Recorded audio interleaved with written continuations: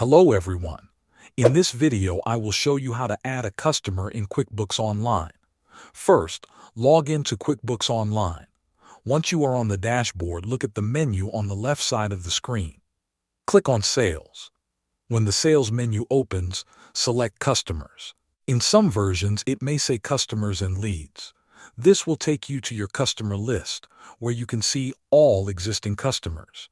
Now go to the top right corner of the screen and click the New Customer button. A form will appear on the right side of your screen. This is where you will enter your customer's information. Start by typing the customer's name in the required name field.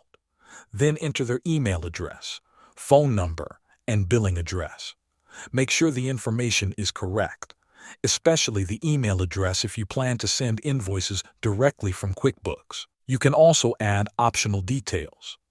Use the additional sections in the form to set payment terms, such as net 30 or due on receipt.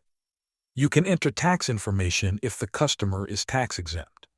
You may also see custom fields if your company has created them. These fields help you track extra information specific to your business. Once you have entered all the necessary information, review everything to make sure it is accurate. Then click the Save button at the bottom of the form. Thanks for watching.